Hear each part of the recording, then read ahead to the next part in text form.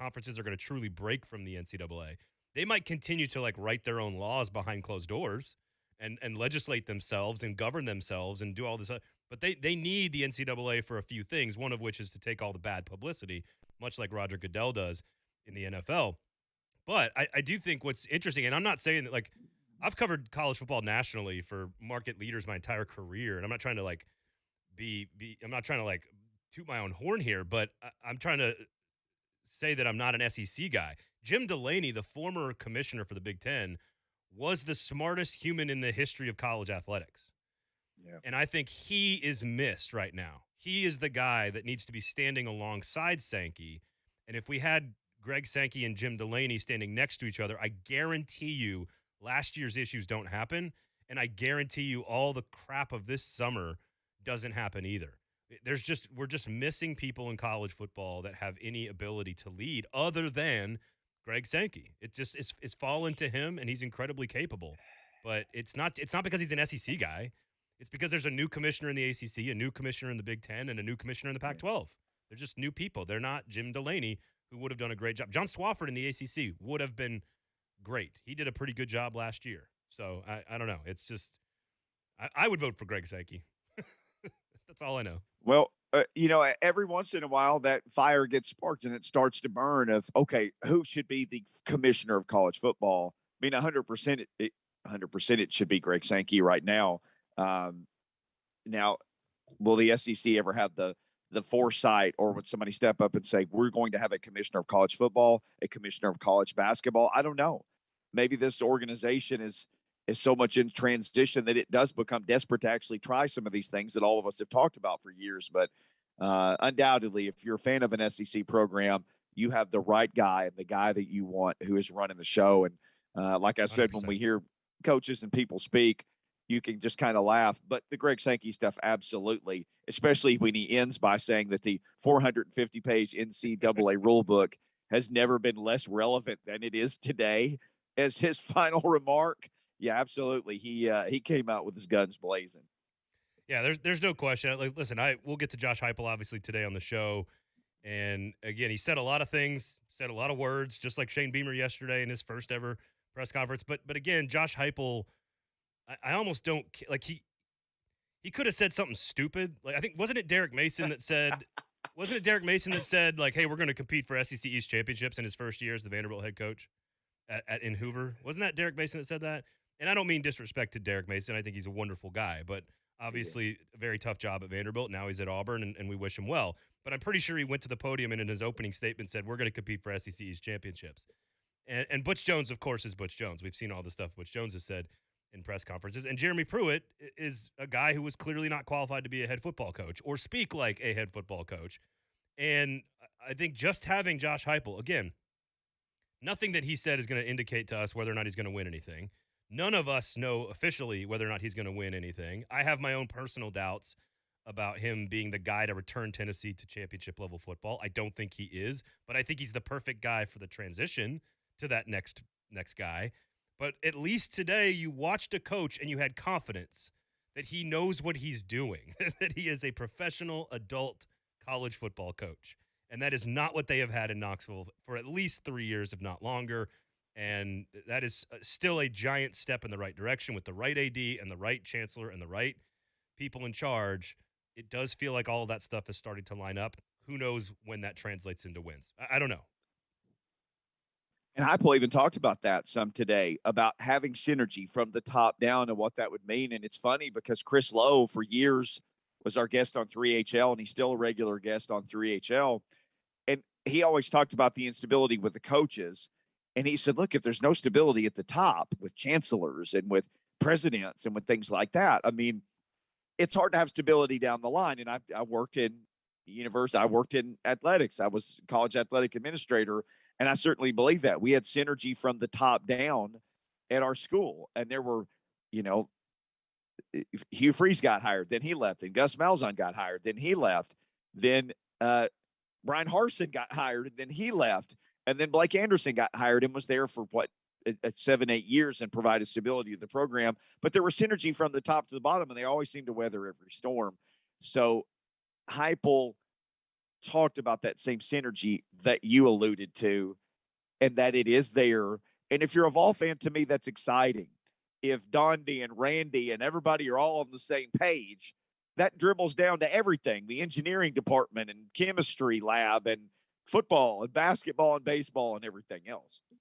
I do think that was the first sign, like when I felt like Dondi Plowman clearly, and we don't have to rehash the entire thing that happened and the entire ordeal, but like the fact that she got the information that she did and then immediately hired outside counsel to very shrewdly find some ways to get rid of Pruitt without like, to me, we can argue about how she did that, Uncle Phil, all this stuff. We could argue about a lot of different things about how all of this stuff went down. To me, from just a guy who's covered college football for his career, that looked like control.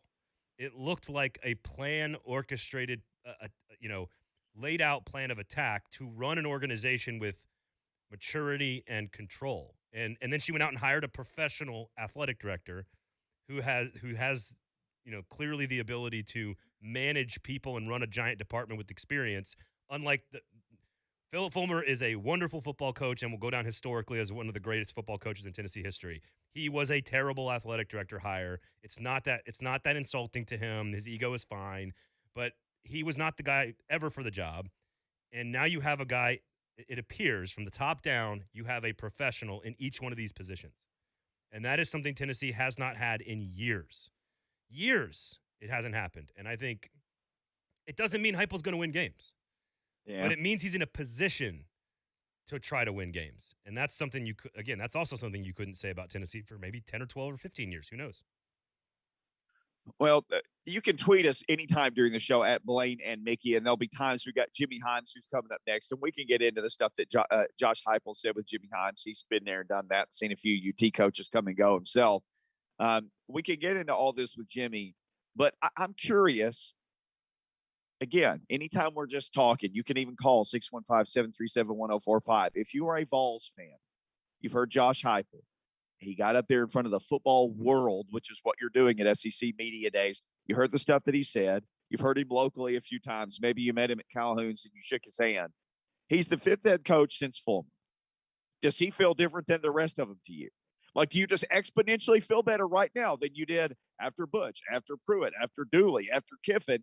When they were about this far into the deal, do you feel like some are probably like the dog on the 4th of July? They're under the couch right now. Just tell me when stuff stops exploding. Others, Braden, are those blind optimists. Do they feel great no matter who gets hired? It's going to be great. It feels like 98. It's going to be perfect. And then I think there are people in between who are just they don't know what to think. I have much to say on this, as I normally do on every topic. I love it. But it's not a clean answer. So I can save it for you if you want me to. No, let's save it. Let's save it because we got to get to Jimmy Hines. We'll call him next. If we have a little bit of time before Jimmy jumps on, you can start to say some of this. If not, we have an hour and 45 minutes yet to spill our thoughts into the sports talk world. Braden Gall from 440 Sports is our guest. This is Blaine and Mickey. Jimmy Hines will join us next. And it's Tuesday. That's all I know. We'll be right back. Setting the bar extremely high with the best Titans coverage. The Buck Rising Show. Tomorrow morning starting at 10 on 104.5 The Zone. A lot of employees really don't want to see you or talk to you.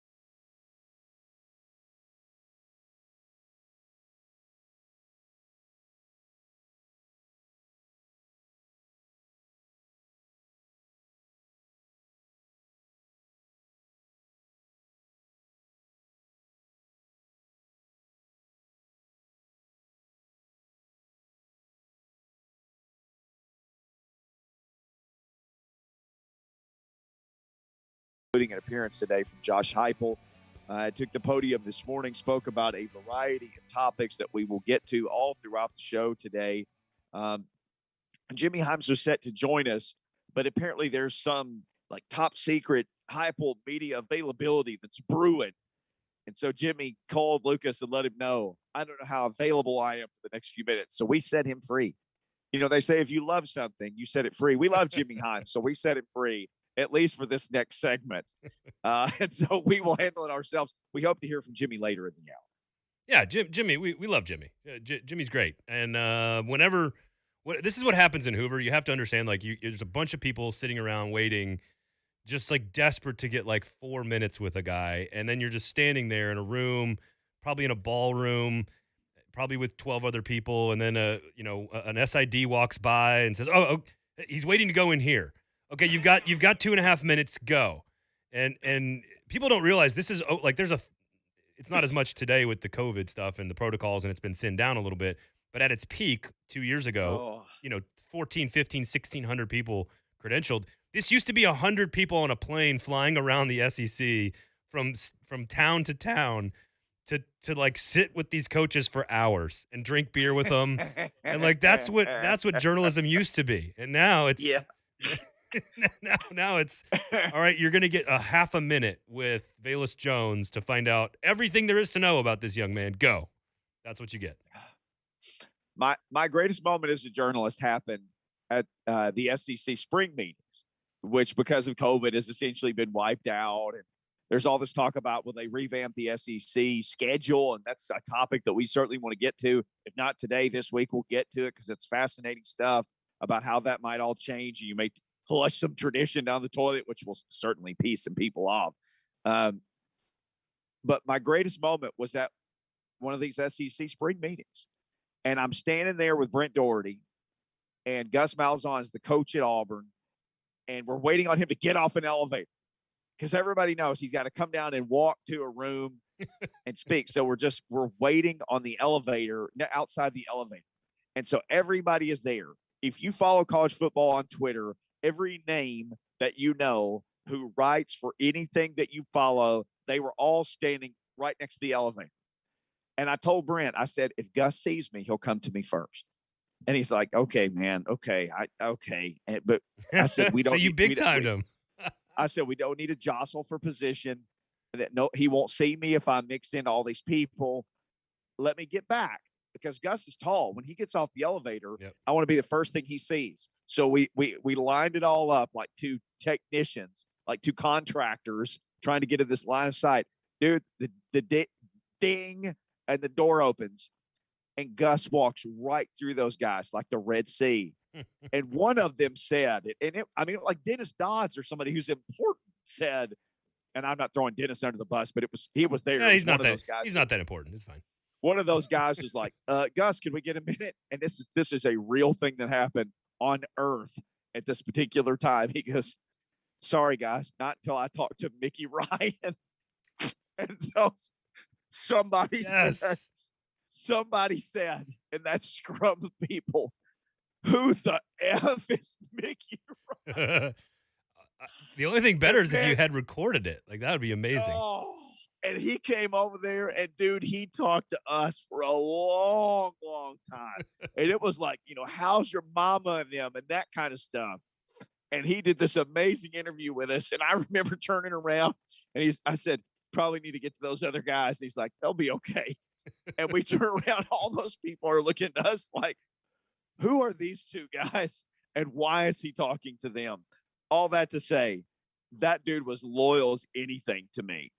And the same for Eli Drinkwitz, who's been great to me. He was on Gus's staff at Arkansas State and then had this meteoric rise. And Brian Harsin, who was also great to me. So if you treat those guys well, they don't forget you. They will hold up their end of the bargain. No, and it's a great lesson for young reporters, young radio folks, journalists, whatever.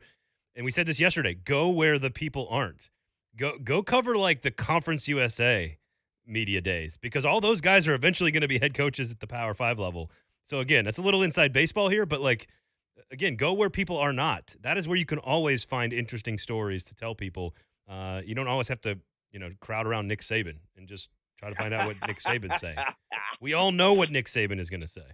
Yes, we do. For sure. Yeah, we could do a whole class on like do this and don't do that. I personally could tell you a bunch of things not to do because don't follow my career path. You don't want to take that long to get where you're going. Tennessee is trying to get where they're going with Josh Heupel. This was a question that you and I were talking about before we took the break, and so you've got 5 coaches. Josh Heupel is the 5th since Philip Fulmer. And I was listening to Buck interact with some of his callers earlier, and I thought about this. I mean, if you're a hardcore Tennessee fan, you bleed orange, where are you on Josh Heupel? Because you got to this point with Kiffin, with Dooley, with Butch, with Pruitt, where they got hired, they did their offseason stuff, they spoke to the Kiwanis Club or all the things that they did, and then they went to SEC media days, and they've got their hand basically on the doorknob of the season, about to pull it open, but they haven't coached a game yet. And I just wonder where UT fans are with Josh Heupel. Do they feel better? Do they feel the same? Are they optimistic? Are they cautiously optimistic? And you said, as is the case with myself, you talking about you, Braden Gall, I have thoughts on this and a lot of them. Well, I think it's hard to know exactly what everybody believed in those moments, right? At the first podium for Butch Jones, at the first podium for Derek Dooley. I think I know what I felt about the hires before they happened. I was pretty outspoken about how awful the hire was of Jeremy Pruitt. I think most people were fairly positive on the hire of Butch Jones, with a couple of questions about could he recruit in the SEC, which ironically, of course, he could. But he went from Central Michigan to Cincinnati and followed Brian Kelly. Does he actually know how to build a program? But generally there was a positive vibe around that. I think there was a lot of what the hell are you doing with Derek Dooley? I think there were some major questions there. A couple of guys who didn't get interviews in that process, right, that were on the staff that could have been interviewed. I think Lane Kiffin was largely considered a pretty darn good hire, and I think the only reason the night they drove old Kiffy down is it actually happened is because people know that they knew at the time he was a good coach, and they were upset that he left. Otherwise, there would be no reason to be upset that he left. So I think it's sort of tied directly to sort of your expectations of each coach before they get started. And all I can tell you is my expectations for Josh Heupel as a coach. I have much higher expectations for him than I did with Jeremy Pruitt. My expectations for Josh Heupel are that he's a pretty good football coach, that he knows how to run an offense and design and implement and call an offense, and then I don't know if he's good enough to beat Georgia, Florida, and Alabama every year. Like that's where I stand on Josh Heupel, which is, again, if he recruits well enough, I got questions about how well he can recruit in the SEC, just like I did with Butch. I think Lane's the one you were most positive about, probably coming in because he's this hot shot with the last name Kiffin, bringing his dad and all that stuff. There's another element to all of this. 2 of them, really. One is that it's now been 15 years, and there's a malaise over this fan base that just doesn't, I think, 2 weeks out from the start of the season against Bowling Green, all of a sudden people will be stirred up like a hornet's nest again, and we'll be all fired up, and they're going to win the Natty. I got it. But right now, this is the least excited I can remember a Tennessee fan base for a new coaching staff. At the same time, I think that Josh Heupel and the University of Tennessee are in a better situation to succeed than any of those other guys because of the stuff we talked about last segment, which is the power structure is in place, full of professional adults. And that is something that the other guys did not have. They had a bunch of boosters pulling strings here. It's like Auburn. Like, who's making decisions at Auburn? We don't know. Like, who's making decisions at Tennessee? Well, I think we know now who's making decisions at Tennessee. We know the AD and the chancellor are in charge. And I think that creates an opportunity for success. My expectation for Josh Heupel is that he is not good enough to beat Florida, Georgia, Alabama, A&M, LSU on the recruiting trail and on the field routinely enough to win the SEC championship. I think he's a great coach for right now. I don't think he is the guy that's going to get them to the promised land. And so all I can go on is my own expectations. If I'm a Tennessee fan, I watch today and I go, all right, at least we got a guy who knows how to be a head coach. He's done it before. Jeremy Pruitt never done it before. So I think that's a positive. I think that's a positive step. So maybe not what fans want to hear. As the Smiths once had the song "How Soon Is Now," So if he's the guy for right now, how soon is now over? Yeah. And then you go and find the guy who you think can win. Let's say he tops out and he's a 7-win coach. 7 wins would be great this year, but going forward, not so great. How long can you win at that level and then go, okay, we need the next guy? 3 years. 3 years. I mean, no, and here this will really piss some people off. But he's Greg Schiano, guys. I'm sorry, he's just an offensive version of Greg Schiano. Greg Schiano's a pretty darn good football coach, but I think Greg Schiano had a ceiling at Tennessee. If Greg Schiano would have been hired at Tennessee, I think they would have won like 7 or 8 games. But after 3 years of winning 7 or 8 games, that's not good enough. That's just not good enough at Tennessee. And if you go 8-4 4 years in a row, that's not good enough at Tennessee. And I think most people agree with that. We do have Jimmy Himes by phone now from the Sports Animal in Knoxville, the host of Sports Talk at Jimmy Himes on Twitter. Jimmy, we all heard from Josh Heupel today. We're giving our thoughts. Curious to get your thoughts as you heard from UT's latest head football coach. Well, I thought he did a good job. I will say this. I heard somebody say going 8-4 4 years in a row isn't good enough. But going 8-4 one year, that's a start, isn't it? Well, maybe yeah, maybe he was rushed off to we were told that he might be in the presence soon of Josh Heupel. Maybe he's there now. Lucas, if he's there, we cannot hear him. Can you hear me now? Yes, sir. There you are, Jimmy. What's going on? Okay. Yeah, sorry about that. No, I just interviewed Josh Heupel and talked about a variety of topics, and I heard y'all mention about the ceiling, and that would be the case. We'll find out. The whole key to his success, in my opinion, at Tennessee, he is going to put, I think, a good offense on the field. He did it at Missouri as a coordinator. He did it at Central Florida as a head coach. His key is getting defensive players. His key is getting a defense that can win at this level. And it might start with Walter Nolan. That is a huge, huge player for Tennessee to get if they can get him. I mean, they went from not in his top 8 to now in his top 5, and he's looking at moving to Knoxville. That would be a good sign for Tennessee. But I do think the offense will be productive. I think whoever's at quarterback will do a good job. But I just think he has got to find some defensive players. I completely agree. I think his upside in winning SEC championships is tied to how well he can recruit. He did acknowledge that for sure when asked about the difference between all of his jobs. He said, "Look, the defensive line in the SEC is just different. You have to have dudes." And I guess my question about the offense, which is where we know he has this strength, and the guys that are on his roster at quarterback currently, it's a simple offense, but it's an ultra fast offense. Who is the most well-equipped? Do you have any sense after talking to him as to who is the most well-equipped to execute that offense as fast as he wants it to go? No. I asked him about the improvement in the summer and who might be able to step in, and he said, hey, we'll find out when we start practice August 4th. He wasn't ready to make a declaration. Now, my prediction is it's going to be Harrison Bailey. I think he is the most accurate passer that they have. I think he will have as good understanding of what they're doing as any quarterback. And so I think that gives him a little bit of an upper hand. But you have got to be an accurate passer in this system and understand the system. And I think Bailey will bring those two things to the table. There are more athletic quarterbacks in the quarterback room than Bailey, but I don't know that I'm sure there's not a more accurate passer, and I don't think that anybody's going to know the system any better than he does. Jimmy Himes, our guest. Jimmy, Coach Heupel actually acknowledged from the podium, look, I know you guys are going to ask me about the transfer portal. I know. So let me just tell you some things about it.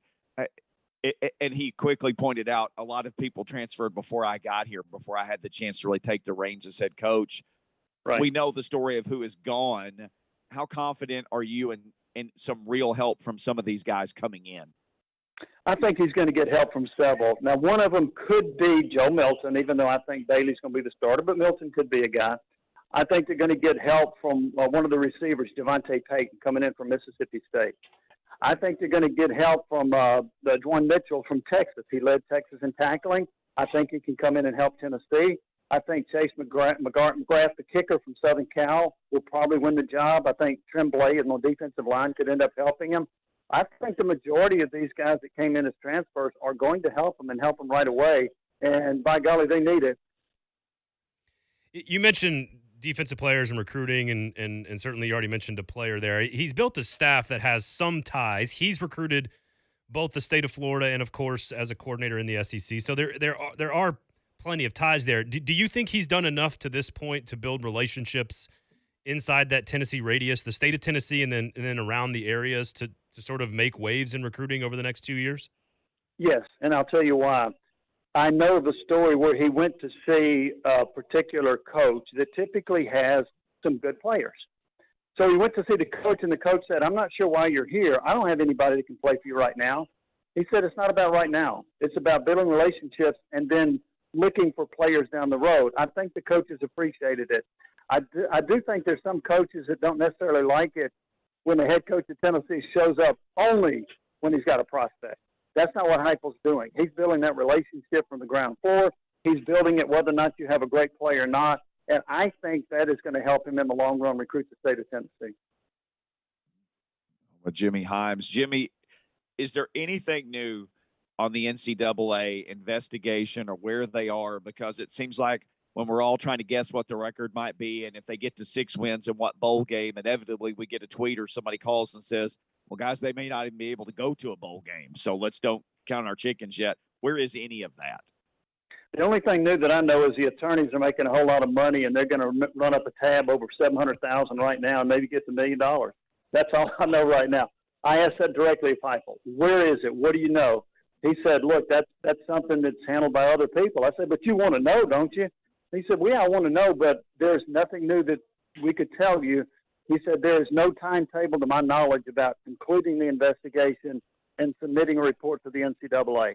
Why in the world they don't have that done by now is a mystery to me. It's also ridiculous. That should have been done by now. This thing is dragging out longer than it should, in my opinion. And by the way, the NCAA has been involved in all the Zoom interviews that Tennessee's had during this investigation. So the NCAA has a pretty good idea of where they are. So why in the world this thing hasn't wrapped up and why they haven't submitted a report, to me, is borders on ridiculous. Jimmy, you've covered the NCAA long enough to know the answer to that question. It's well, no, this is UT's internal investigation. No, I know. Yeah, this isn't NCAA. Yeah, I'm not going to defend the NCAA, but this is why is Tennessee's internal investigation not over? That's my point. So you look at Kirby Smart, I believe this morning said that his team is up over 85%, I think, as far as vaccination goes. I know that yes. Greg Sankey said that 6 out of his 14 teams are above the 80% threshold. Every conference commissioner across college football is telling you right now during this week, make sure your teams are quote unquote healthy, aka vaccinated, or there's a chance you will have to give up a game at some point during the season. Do you have any sense as to where Tennessee might be on this spectrum? According to Josh Heupel, they are slightly below the 80% threshold, but he feels confident that they will reach it soon. That's what he said earlier today. Now, how close is 80%? I don't know, but he said they're very close. And he did say, and we would say, what's your message? He said, it's an individual decision, but he said the players need to understand. We tried to educate them and talk to them about this. And so he feels like they're going to get there. But only 6 of 14, as we heard Greg Sankey mention, have reached that threshold, and Tennessee is close to that. Jimmy, before we let you go, and again, appreciate the time. We know it's hectic with all that's going on today. There's some talk and some rumblings that down the road the SEC will tweak the way they schedule, and Dan Mullen even talked about maybe doing away with that permanent crossover opponent. It's fun to talk about the future and speculate, but are Tennessee and Alabama fans ready to just give that up and some of these other permanent ones as well? The Tennessee fans that are older than 50 years old don't want to give it up. The Tennessee fans that are less than 50 years old are probably ready to give it up and play more of a rotating schedule. I've been one that said you don't want to dodge Alabama, but I also don't like the idea that Tennessee might go to College Station once every 12 years. I do think there's merit to doing away with the permanent opponents and then playing more conference teams more often. I like that. I also like the idea of going to 9 games. Now, that's something that Nick Saban has been proposing for years, and even Dan Mullen said that he'd be okay with that. He said 4 home games, 4 road games, and 1 neutral site game. I'm not sure about that. But I would like to see them expand to 9 games, and I am now in the camp of saying they need to do away with the permanent opponent. Jimmy, thank you, man. We know you're busy. People can catch you. Sports Talk is the name of the show on WNML or at Jimmy Himes on Twitter 24 hours a day. Thank you, buddy. Thank you, guys. Have a great day. Yes, sir, Jimmy Himes. All right, Vol fans, where are you on Josh Heupel? You heard Braden Gall lay out his case. Got a tweet from our guy, Vols to the Wall. He lays it out. We'll tell you what he had to say. But we want to hear from you, 615-737-1045. Also, we have audio from Josh Heupel talking about the quarterback race, talking about the offensive talent he inherited at Tennessee, and more. We'll get to all that. It's Blaine and Mickey with special guest Braden Gall from 440 Sports. Inside and outside the locker room, we got you covered with the best Titans training camp coverage. Your home for Titans football. And flagship for Titans Radio. 104.5 The Zone.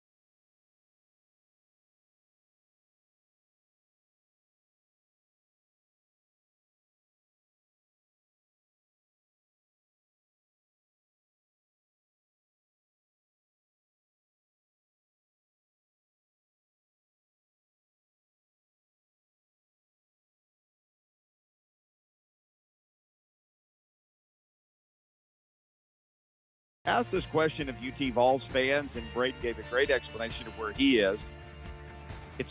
We're on the cusp of the season. Players are getting ready to report for fall camp at all universities everywhere. We're in the process of media day. Some conferences have already finished, and basically that's it.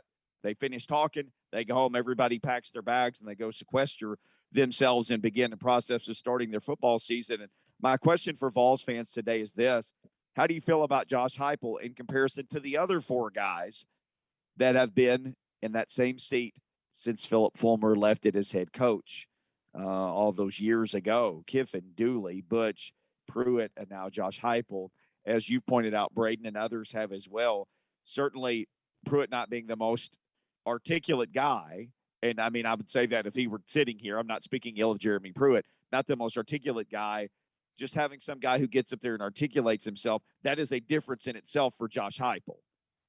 That's a differentiator for him. Yes, speaking like a professional.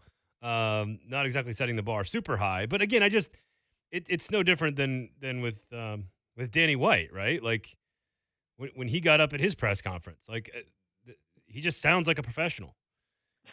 Donnie Plowman sounded like a professional. It sounded like someone who was in charge and knew what they were doing. And I cannot reiterate enough how important that is for the success of all the programs. And look what happened, right? Tony Vitello got paid, right? Like athletic director handled his business and paid the people that deserve to get paid. Now, do I believe for a second that Josh Heupel was the first choice? Of course not. Of course he knows he wasn't the first choice. Right. Yes. Like, of course he wasn't. But you know what? He's far more accomplished and prepared for the job than Jeremy Pruitt was. Again, we can debate. He's far more accomplished and prepared for the job than maybe Derek Dooley. Again, the record, Louisiana Tech versus his record at UCF. I think Lane Kiffin came in with far more fanfare, like I talked about. The Butch one was interesting because I think people were like sort of cautiously optimistic about him. Dooley had gotten them so far down in the recruiting ranks, especially in Tennessee. Yeah. And Butch, the big question about Butch was, can he recruit? Well, he turned out he actually could. So I'm curious about, and I think Jimmy nailed it. It's like, can you get war daddies along the defensive front? Because that's how you beat Georgia. That's how you beat Florida. That's how you beat Bama. And that's how you beat A&M. We're watching this, right? Jimbo Fisher and Kirby Smart have spent years recruiting dudes to try to keep up with Saban. And now they're just now getting to the point where they're sort of close talent-wise with Alabama. Do we believe that Josh Heupel is capable of doing that? I don't know. I think he can play. I think he can design an offense. I don't know if he can do the other stuff needed to win the East and compete with the best teams in this league. Yeah. Vols to the Wall says on Twitter, Braden and Mickey, I'm numb, Mick. He says, I hope for the best, but it's been a Shiano show. That's Don's term for just anytime things go bad. It's a Shiano show. He said, I want to win, but I have no clue. I like to think starting something good each year, and then it all just blows up. The top of the university and the athletic department seem to be better. Yes, it took long enough. Beat somebody. That's how he wrapped it up. Well, no, you beat Kentucky, right? Like, no, that one team that Jeremy Pruitt beat that was good, that really good Kentucky team in Pruitt's second year at the end of the year when they beat that Terry Wilson team. I mean, I look at the schedule. Terry. Yeah, I look at the schedule, and you're just going, they should have better players than Pittsburgh. Yeah. They should have better players than Vanderbilt and South Carolina. Ole Miss, normally Tennessee should have better players than Ole Miss, but they don't. so you just look at the schedule, and outside of the three gimmies in non-conference play, there's not a game that's not going to be an absolute battle. And what was Lucas saying earlier? That it was 6.6 projected wins. That's the FPI projection. That's yes. insanity. I agree. I was taken aback. That's insanity. Like, if you set the over/under at 6, okay, fine. Now we can have a gambling discussion, and I don't know which direction to go. I probably take the under. But 6.6? Who are you beating? Where are the 7 wins, Mickey? You tell me. Now I'm just yelling. I don't know if my ball has that much crystal in it to be able to see in the future to 7 wins, all the way out to 7 wins. Josh Heupel, he spoke to the media. Then he spoke to ESPN on the desk. obviously we're all counting on big time offense. He talked about the players that he inherited. Lucas has that. Let's hear what Josh Heupel told not the big group of people, but the smaller group on ESPN on the desk via television, and of course, do tens of thousands of lots of all people. But anyway, this is what he said he inherited. I think you're missing some pieces, right? So some guys that transferred that were special talents for sure. At the end of the day, I like the guys that we have inside of the building, right? We're not as deep as you would want to be on your roster. I think depth is something that we got to continue to develop. Our young guys got to come on really quickly for us to navigate the season the way that we need to. But we have good players, and they're very prideful people, right? They are hurt. They heard the outside noise. That they didn't meet the expectations of what Tennessee football should and can and will be. They're prideful. They've had great work habits. We've grown a bunch. We got a long ways to go. But that's why I'm so excited to get back on the field with these guys when we get to training camp. We got a long ways to go, one more hour, and I'm excited to get back on the radio with Braden Gall. We'll hear more from Josh Heupel. We'll give our thoughts. We want to hear from you as you've heard the UT contingent at SEC Media Days, all that coming up in hour number 2 of Blaine and Mickey. The special guest host, Braden Gall of 440 Sports. That's next. Giving you the big picture, the real big picture. The 3HL with Brent Doherty, Don Davenport, and Ron Slay. This afternoon starting at 3, 104.5 The Zone.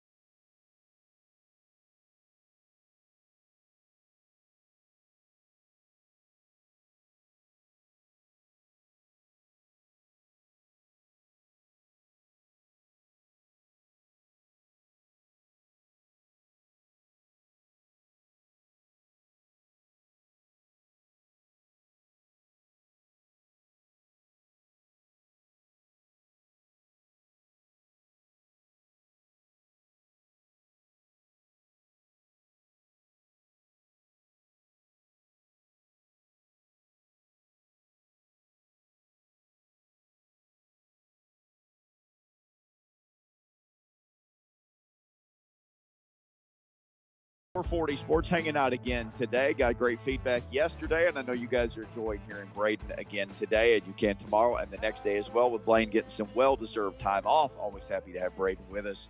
UT fans were happy today to hear the head man. Josh Heupel, the head football coach for the Big Orange, took the podium at SEC Media Days, and it's one of those things, Braden, where you're like, well, I got my pencil out, and I'm just writing stuff. Because what if he just says something groundbreaking and earth-shattering? Most of them don't, but it's his first time. Maybe he doesn't know any better, and he'll just say, "I'm going with Joe Milton," or the investigation's over, and we're going to get a 10 scholarship penalty, and that's it. So you're thinking, what if he just throws something out like this, right? Now you gave your ding dong of the week yesterday. Your football guy, coaches. Your guy Gus is the guy who's done that. Actually, he stepped to the podium one day, and I remember being in the writers' room, which I am not, of course, a writer. I should never be in there. But he's like, "Oh yeah, Carl Lawson has a torn ACL," and we were all like, "What? Huh? What happened?" Like he actually broke news. I can't remember another time when anybody broke news at a press conference podium, SEC Media Days. Yeah, that'd be how great would that be? Well, recruiting has sucked lately, but we're going to go with Harrison Bailey as the starter. Like, can you imagine if he'd started a statement like that? Holy cow. There was this chance to just cement himself in the legacy of, guys dropping information bombs at one of those things. He did not, though. However, Josh Heupel did not do anything of the sort, but he did say some stuff. He started out, he really emphasized relationships out of the gate, and especially with past players and with present players, and some of those guys spoke later and reiterated that fact, but also with future Vols on the recruiting trail. He talked about putting a new age spin on the UT tradition. And I think fans of a program, especially maybe when they've been down, the T word is like a warm blanket you can put on over yourself, right? Because, gosh, it used to be great. We've got all this tradition. We got all these wins. I mean, we're a big-time program. We're just in a rut right now. He did go down that road, and I've never had a problem with the coach invoking the T word, tradition. He did, but he'd talk about putting his own spin on it. And I had somebody tell me, oh, yeah, he's talking about the past administration. That he's taking a shot. I didn't think he was taking a shot. I just think he saw there was a hole there that needed to be filled, tie up some loose ends, recruit all those VFL guys that have built your program. He seems to know that that's very, very important. And when it comes to recruiting, obviously they're trying to build those relationships. Jimmy Himes was on us with hour number one, and Jimmy said he talked to one of the OG high school football coaches, and the guy said, he came by my school, and I said, what are you doing here? I don't have anybody. He goes, I know, but you will one day. I'm just here to build the relationship, man. I want to get to know you. I don't care that you don't have anybody right now.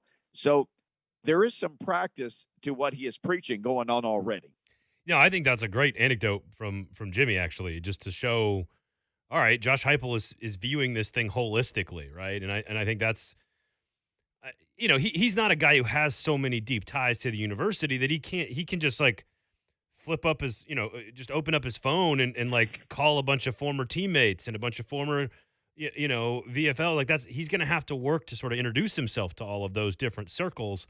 And, he's not Ron Slay. Like, come on, like he's going to have to build those relationships. I do think it's interesting that the feels like 98 thing. I actually think that's one of the worst things Tennessee fans have had to deal with. And I don't even remember the origination of it. I don't remember if that was a school thing or like a Twitter thing. I can't remember. But like, it's not 1998, folks. It is. College football is so different today. It's not like what Philip Fulmer did to be successful. And even like the game passed Spurrier by. And Spurrier was the most innovative, advanced guy. He's the guy who changed media days. In fact, you could argue Steve Spurrier turned SEC Media Days into what it is today. When he showed up in 1990 and just started throwing zingers at people and like making it a circus, like that was the start of how SEC Media Days built into what it is today. But 98 doesn't work anymore, folks. Like every single kid Josh Heupel is recruiting right now has never seen film of the 98 team. Like they don't know. And this is when you think of the CBS theme song, what's the visual that pops into your head? And everybody out there driving and listening and on TV, whatever, do this exercise. When you hear the CBS, SEC on CBS theme music, what pops into your head? And almost always, it's going to be something that probably popped into your head between the age of like 15 and 24. And for me, as a 39-year-old, I hate to say 39, it was 38 like last week, and I felt better about it. It's worse, trust me. As a 39-year-old, when I hear that music, I see Florida, Tennessee, 1996, 1997, 1998. That pops into my head. But when you ask a 14-year-old recruit or a 16-year-old recruit or a 17-year-old recruit Or a 25-year-old. or a 25-year-old, Lucas, Lucas. what pops into your head when you hear that theme song? Tennessee getting drubbed It by is Alabama. Alabama. It is Alabama. Alabama is what comes to your mind. And so he has to sort of like, you can't say to recruits like, oh, we're going to do it like 98. Like, no, we're not going to run a pro-style offense with 3 tight ends and a fullback and play a 4-3 with, 4 defensive backs. Like, that's not football. It's not football. There's a transfer portal. There's name, image, and likeness, and I think Heupel gets that. I don't know if he's good enough to beat Florida and Georgia and Bama consistently enough to win an SEC championship, which is what you are hired to do at the University of Tennessee. But I will say on that note, I think the one common thread between any high-profile recruit Tennessee has picked up, whether it be under Butch Jones, Jeremy Pruitt, or Josh Heupel, has been to kind of awake the sleeping giant, bring Tennessee back to where it needs to be in college football, where that 98 conversation does kind of hold steady. I agree that he shouldn't beat that hammer, that Tennessee is a premier college football program, because it's not right now. But I feel like that is the one common denominator between all high-profile prospects that do want to end up at Tennessee. And I think it is. I call this the Nick Saban test, right? Like if Nick Saban parachuted into Knoxville at any point over the last 15 years, is Tennessee competing for national championships? And the answer is yes. Like period. End of discussion. So when people say like, oh, Tennessee, they're never going to be back again. They don't have what it takes to win. Like, no, stop hiring terrible people to run the thing, and that's what will solve your problems. So I don't, to your point, Lucas, I think bringing Tennessee back, all that is required of that is hiring the right people to go out and do that. And this is why I go back to why I think it is so important that Don D. Plowman is in charge and that Danny White is running things. Like, I think it's so important that they have a power structure in place so that the head coach at least is in the right environment to that's conducive for that success. And I don't think any of the coaches, Fulmer didn't even have that in the last couple of years potentially. So I just think it's so important. Again, I don't know if it is Josh Heupel the guy? Is he the right choice? I don't know. I don't think anybody knows.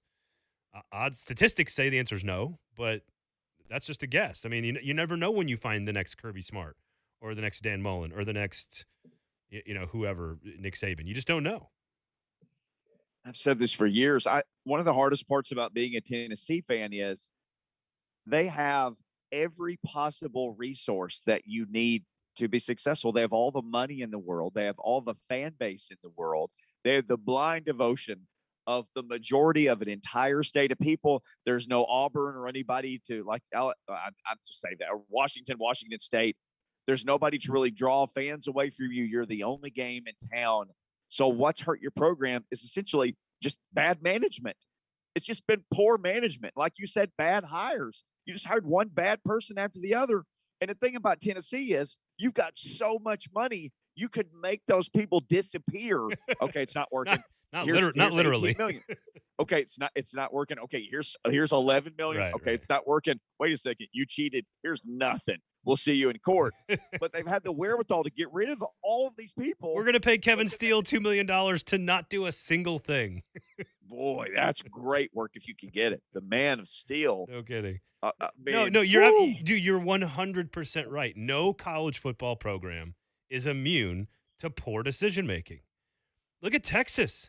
Texas is the most powerful athletic department in the country. Period. And people don't understand that, Braden, but that's true. They have more money than anybody. They are the only one with their own network. Okay, let's just leave it at that. And if you look at Texas, outside of Mac Brown, who has managed to control all of the stuff that goes into that job. Texas should be Oklahoma or Alabama or Ohio State, and they're not because they can't get out of their own way. And this was Tennessee's problem for 15 years. Yes, Derek Dooley's not a good coach. I got it. Okay, we understand. We don't have to debate that. Butch Jones couldn't develop anybody. Jeremy Pruitt was way in over his oversized khakis. But Texas has hired good coaches, and they can't get out of their own way.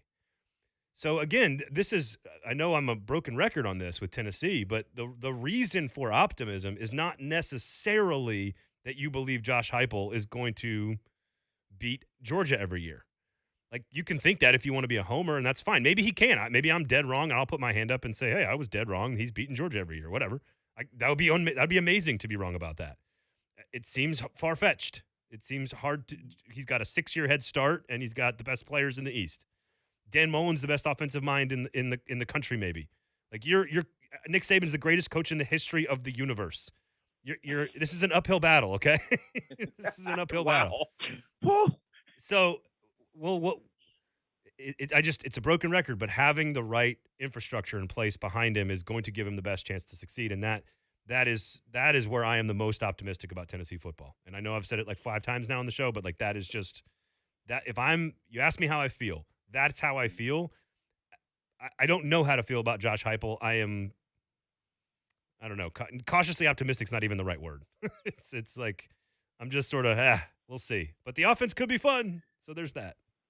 I think so. It's like a shell game. You just need to keep people watching the shells moving with the offense, so they'll maybe notice what's going on with the defense. TN4L on Twitter weighs into Blaine and Mickey, by the way, at Blaine and Mickey. Give us a follow. You got nothing to lose. We'll entertain you on there. He says, nothing changes after today. I want to see Heupel succeed and shake up the SEC, but we've been here multiple times already, and we're still waiting for a coach to do what he said he was going to do. Is this too harsh for Josh Heupel or not harsh enough on the other guys? Again, when I say that I think Josh Heupel is a professional football coach, it means that I think he belongs in the job. I didn't think the other guys, but clearly Butch is kind of a clown. Jeremy was in over his head. Come on, man. That's the coach of my school. Be nice. Sorry. And actually, you know what? And that's actually probably not even fair to Butch, because Butch is probably going to do a great job at a Group of 5 school, because he doesn't just forget how to be a head coach. In fact, he went to the Saban Rehabilitation Clinic, and he probably is a better coach today than he ever was before. The point is, I just don't know if Josh Heupel's good enough. It's not that he's bad. I don't think he's a bad coach at all. Clearly, he's a very good offensive coach. The question isn't, again, when you fired Georgia. How about this? Georgia fired Mark Richt. Yeah. Mark Richt won 10 games a year and was recruiting, the 9th best recruiting class in America. And they were shooting for a bullseye so small above Mark Richt when they fired him that it actually worked. Do you know what the odds are that you fire Mark Richt and get better? That's the odds of that are extremely small, and they did it with Kirby Smart. He played in the national title game. He's recruiting in the top 5. He beat Alabama with the number 1 recruiting class one time. It's just a really, really small bullseye. And, is Josh Heupel going to hit that bullseye? I don't know. I think, again, odds are no. We'll see. Braden Gall preaching right there, 440 Sports. You can hear him on the show with me this week. You can always hear him on his 440 Sports, all those different processes and podcasts and all the products that they're putting out there. When we come back, Coach Mack has got some talking to do. We're going to talk ball with our head coach of Titans Radio at 104.5 The Zone. We'll switch to Titans. We'll talk a little bit about that. Want to remind you, and Coach Mack loves to take calls. Anytime you have a question for Coach Mack and you want to join the discussion, you can tweet it to us. We'll ask him the question, or you can call in and join 615-737-1045. We'll be right back with Coach Mack. We know you can't wait. Titans training camp is coming. Your home for Titans football and the flagship for Titans Radio. 104.5 The Zone.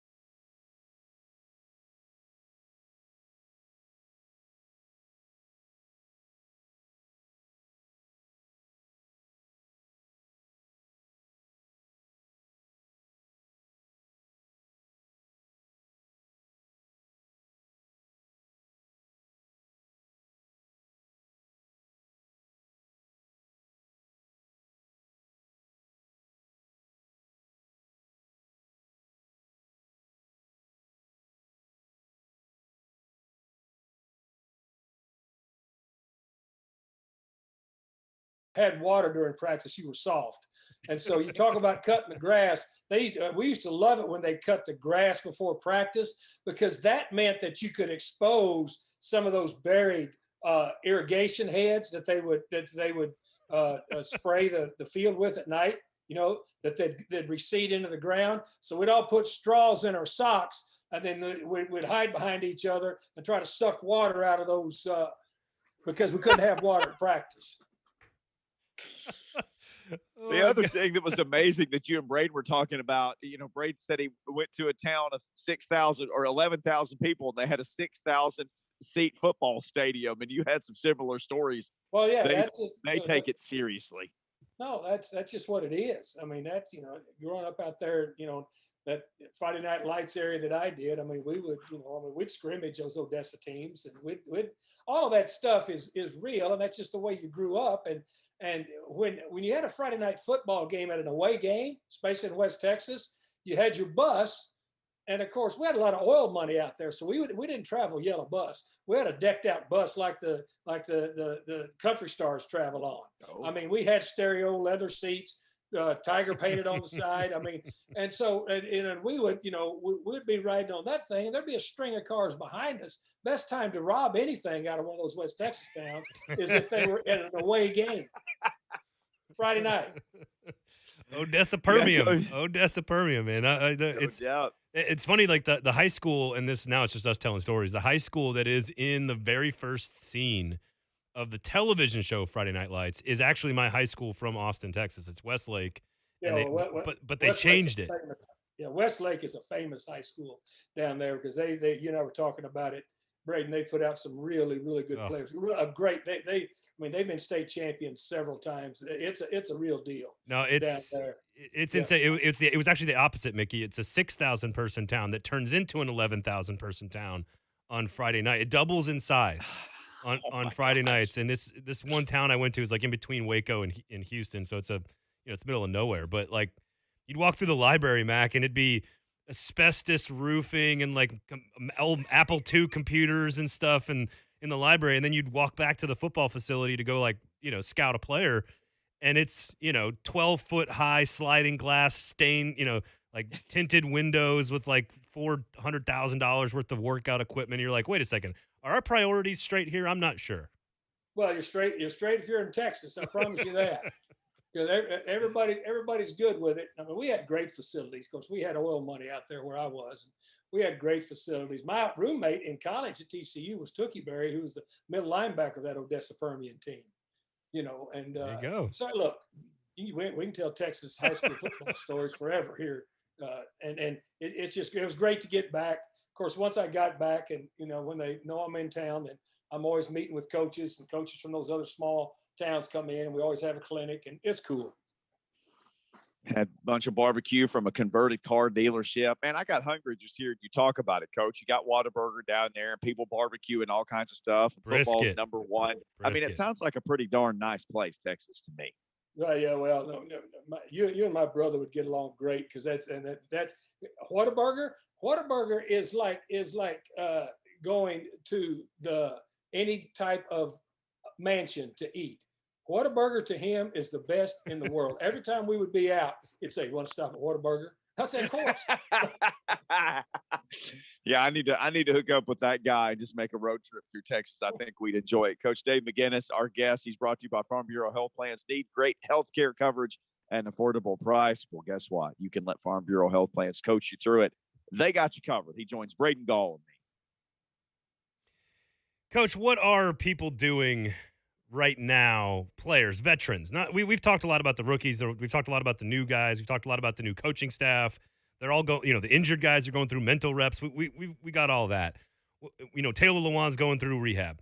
What are the guys who are healthy and ready to go and cannot wait to get to camp, which, they're going to, who knows how hard the veterans have to go in camp. What are they doing right now mentally? Guys that have already done this for 6, 7, 8 years?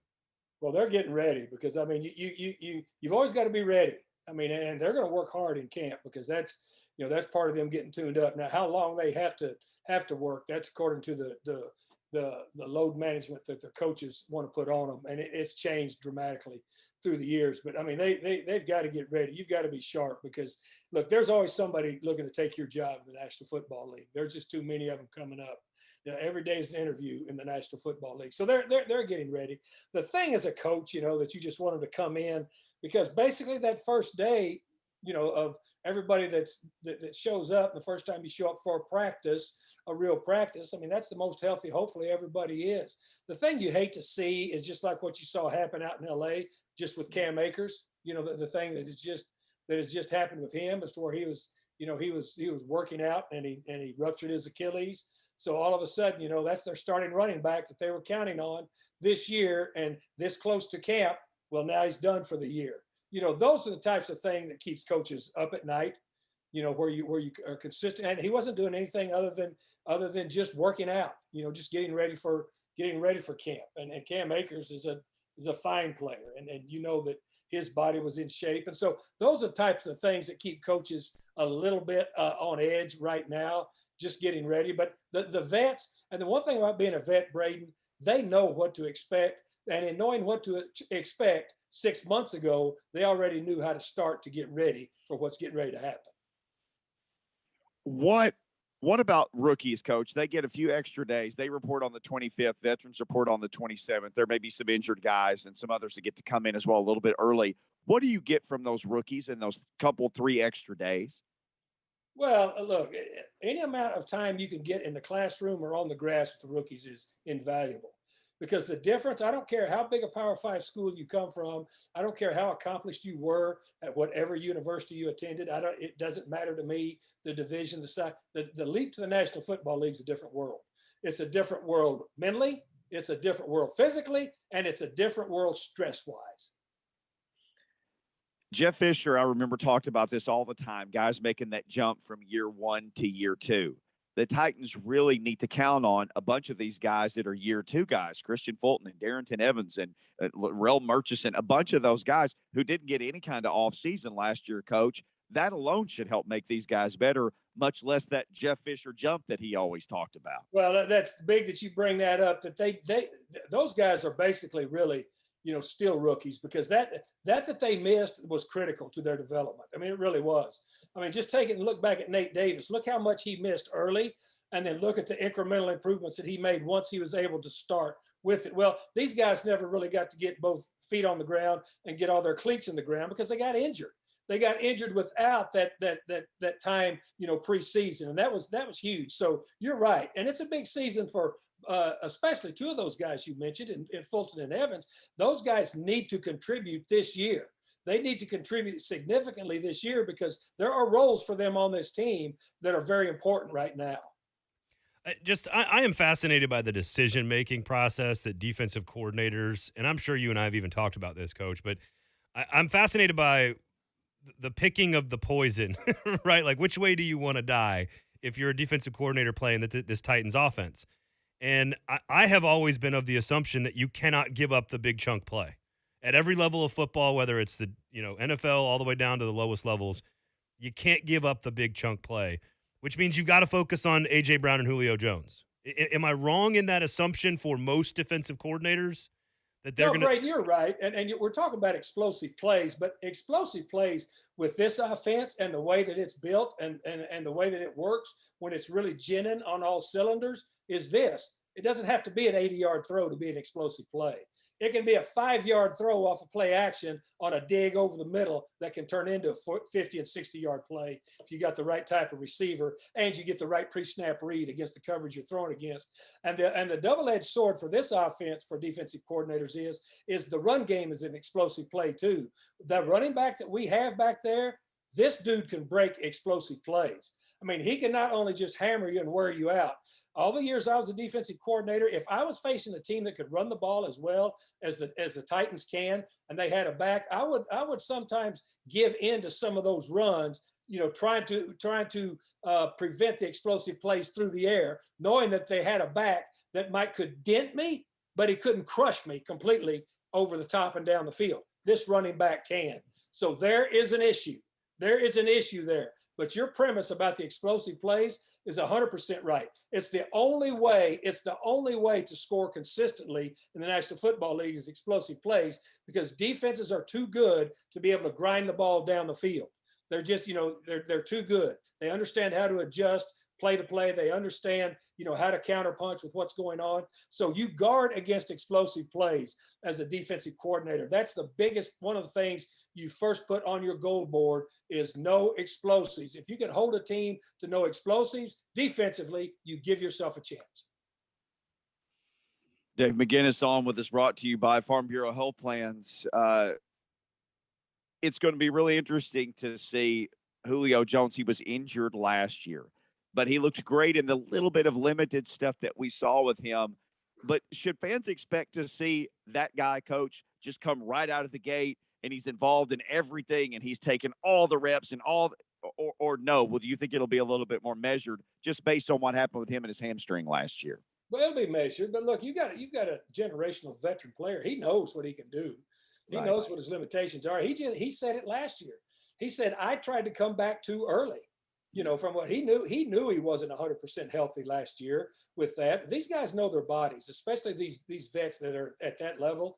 They know their bodies. And here's the thing. Here's a big plus for the Tennessee Titans players. They got a head coach that knows what they're going through too. They got a head coach that's experienced it personally on championship teams. And so, that situation is well taken care of up there at the Titans. And it's not about who can run the fastest on the first day of training camp. Believe me, they will work into this. They're going to have, they've got three preseason games. They got a preseason practice against the world champions. So they've got plenty of time to sharpen things up and get it honed up. And so the thing that I really like about the way Mike Vrabel runs his football team, especially on the field in practice, he gets it and he understands it. He understands workloads for various players at various stages of their careers. And so as long as they come in, it's just like the players coming off of surgery. I mean, it's not about those guys being out there day one, running across and running gassers. That's not what it's about. It's about getting everybody that you can healthy to that first regular season game against the Cardinals. Let's go in the weeds a little bit along the defensive line, if you don't mind. Okay. I think, Bud Dupree gets all the money. Pass rushers get all the money because they sort of catch all the, they're the ones with all the counting stats, right? They make the big flashy plays. You got a big flashy corner with a first-round draft pick. First-round draft picks get all the flash and the attention. I think Danico Autry is probably the most important asset that they've acquired this offseason that no one's talking about. How would you maximize the Simmons-Autry combination? What can you do with those two next to each other, or do you separate them? Like, how should the Titans go about maximizing the two of them to create space for everyone else to operate? I like the way you're thinking, Braden. And I tell you, I mean, they'll probably do about the same thing that Indy did with him. On first and second downs, he was an end. He was an end, and then in sub, he moved inside. Because what he can do rushing inside and being able to accommodate that center guard triangle is big. So they'll use him in a multiple. That's part of the attraction of Danico Autry. He's a big, long player. He's got a unique body type that he can play. He's got length for the edge, and he's got power and suddenness and violence in his hands for the inside on the center guard triangle. So I expect to see them use him at both places, Braden. Coach, we haven't had you on since this was announced, but the Titans made some additions to the Ring of Honor, the great Bum Phillips, and you grew up in Texas. I'm sure your path may have crossed him, or at least being a young football fan, you knew about the trajectory of Bum Phillips and Love You Blue. And you know me, I'm a football historian, so certainly I loved that period of football and those teams. Floyd Reese goes in, and then Coach Jeff Fisher. And when Coach Fisher goes in, or any of those guys, they take everybody with them who was part of what they did. So in other words, when Coach Fisher goes in, you were a big part of what he did. You go in too. That's got to be a special moment in a lot of ways. No, it really is. And the first thing I'd like to do is just mention how Amy Adams Strunk continues to just push the right buttons for this organization in every aspect that she touches. And that was a very, very wise and a good decision, universally accepted by everybody. Bum Phillips, as you said, Love You Blue was a tremendous thing. I knew Coach Phillips. Of course, I know Wade. I knew a lot of those guys on his staff, not only there, but in New Orleans. Look, iconic coach, iconic West Texas high school coach, by the way. And so and to me it was so appropriate, and those three guys are intertwined in such a way that because the history of the Oilers is the history of the Titans. It really is. And then what Jeff Fisher and Floyd Reese did when they came here and were able to establish the Titans early on. The first year they moved into this stadium where they are now, they go to the Super Bowl, and then those years of successive winning seasons that Jeff Fisher put together. I was on his staff that we went 13-3. I mean, he was Tennessee's first professional coach. So those three, and then what Floyd Reese did, I mean, they did a tremendous job, and Amy Adams Strunk recognizes that. So I'm very pleased that she did that. I'm very much looking forward to the ceremony where Coach Phillips, is inducted. I'm also looking very much forward to when Floyd and Jeff go in. But again, as I said, it all to me goes back to Amy Adams Strunk, and she's got her hands on all the buttons now and are pushing the right ones at the right time for this organization in a lot of areas. We've been talking about the University of Tennessee, and they finally have some stability at the top. And we were talking about just how that gives them a chance to succeed in everything. But we've talked a lot about the same thing with Amy Adams Strunk. She's like a superhero who showed up with a checkbook and a great attitude and has just done fantastic things ever since. Well, the thing that impressed me about her, and of course, when I came back here and met her, when they hired me and wanted me to come back to work for them, Mike Keith told me, when you meet her, you'll be impressed, Mac. And I'm just telling you this to begin with. And he was 100% right. I went, wow, okay, I get it. I see why this place is in such good shape now. I'll tell you a little story. I don't think Fish would mind me saying this. When he came back for Eddie and Steve's jersey retirement, when Amy Adams Strunk invited him back for that, and he was on the field, and then he sat in her suite with her during the game. And afterwards, he and I talk. I talked to him today. He's up in Montana, just finished his big brother's, big sister's charity golf tournament in Big Sky, Montana, that he's always supported. But anyway, and he told me, and he said, I said, Fish, it was a great ceremony. Glad you were here. Great to see you. And he said, Mac, let me just tell you, I sat up there with Amy Adams Strunk, best owner I've ever talked to. And he said, she just gets it. He said, she gets it on so many fronts. He said, it really makes me excited for the Titans. So there you go. Boy, that's good stuff, Coach. And when we talk to you next week, there will be Titans here doing football stuff. We have made it, Coach. We've made it. Mickey, I'm looking forward to seeing you out there on the practice field with your sun hat on and your long sleeve shirt. And we'll be doing it, brother. Brett Kern gave me a bucket hat, Coach. I'm set for this year, and I got some new long sleeve shirts, but you'll recognize it. Brett is the dude. He's taking care of you. No doubt. Hey, he takes care of everybody. Coach, thank you, man. Great talking to you. Can't wait till next Tuesday. See you guys. See you, Braden. Thanks, Coach. Boy, Dave McGinnis, if that doesn't get you fired up, literally next Tuesday, the 27th, when he is on with us, the Titans will have reported all of them. We'll be talking about NFL football. We'll fold up the tents today, though. In the next segment, this Aaron Rodgers thing is out there, and every time you forget about it, then something happens. There's more to it today. Big bombshell from Adam Schefter, who I do not follow on Twitter. Braden, if you don't know that story, I can share that with you as well, or anybody who doesn't know. When we come back, it's Blaine and Mickey, special guest Braden Gall from 440 Sports right here on 104.5 The Zone. Coming up tomorrow with Buck Rising. Our SEC Media Days correspondent Dawn Davenport will check in with us from Hoover, Alabama. Will Compton will be here as well, and the dumbest thing in sports this week. The Buck Rising Show, tomorrow, 10 a.m. to 1 p.m. on 104.5 The Zone.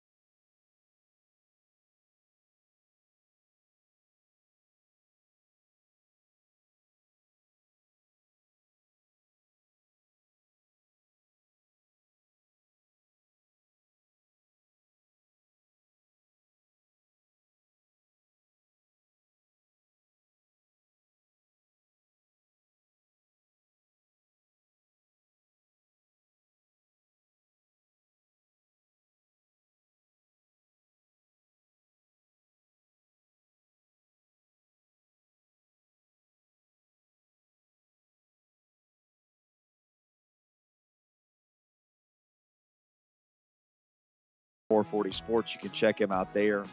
Lucas, I know you have sent me something that I need to give away. I have not yet received it, so hang on. We will have a giveaway. It's at Nashville SC. We're doing all kinds of fun things this year. We're helping you guys have a great summer and go to great events. So before we finish up this segment, we will give away some tickets. Again, I'm just waiting for my email to be delivered here. Building up another regional rival, little match with the Crew, the Columbus Crew, the team that knocked them out of the playoffs last year in a brand new stadium tomorrow night. You know, listen, I want beef. I've said this on the air many times, Mickey. I want our city to have more beef with other cities. Well, the beef that we're giving away here is for the Cincinnati game on Saturday. That's where the Even beef more is beef. at. Yes. Your Skyline Chili sucks, y'all. I'm serious. Oh, my. Garbage. Wait, somebody. Garbage. A baseball announcer that went all in on Skyline Chili just in a segment. It's like. Yeah, I think it was Gary Cohen, right? My first place New York Mets, the voice of, right?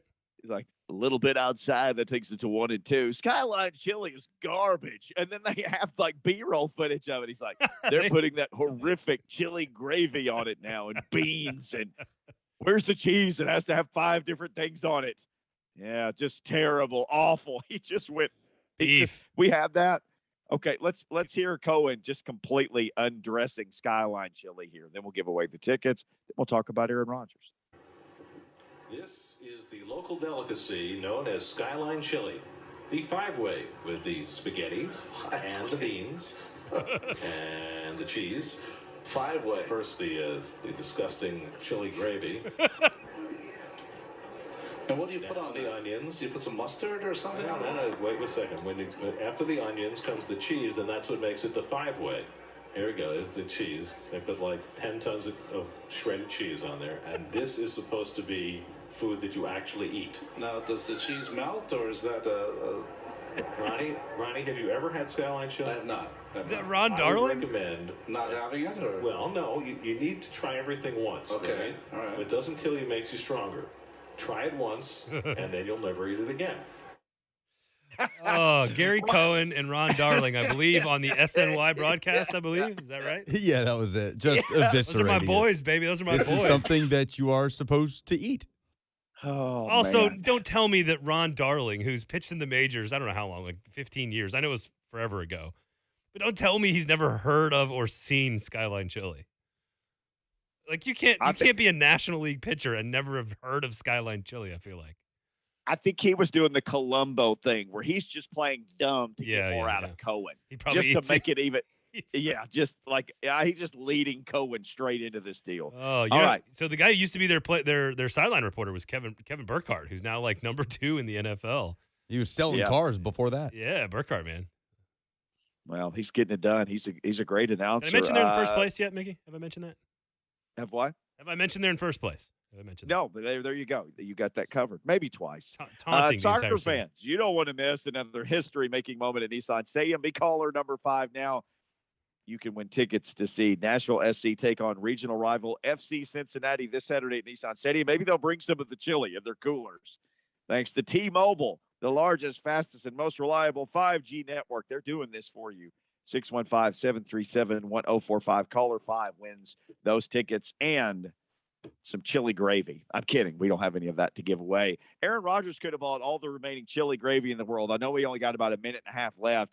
The news just leaked out via Adam Schefter.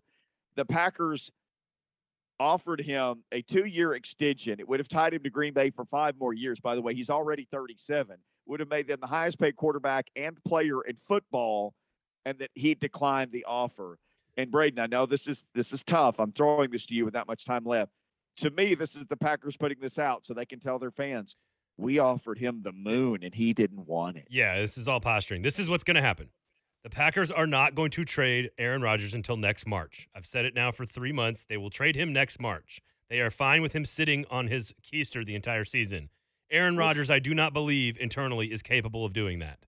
I think Aaron Rodgers will play for the Packers and he will get traded in March. I think all of this will just disappear when games start to happen. That's my guess at what's going to happen. I would tend to agree with that guess because he's 37. you don't have years to sit out. You're not 22. You're not 20. You don't have any more years to sit out. You got 0 years to sit out.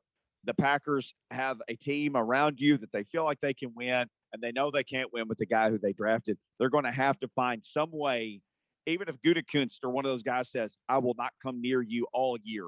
I won't even come in the room if you're in the room. Does that work? They are not moving him until March of next season. The Packers have there is no incentive for them to do anything.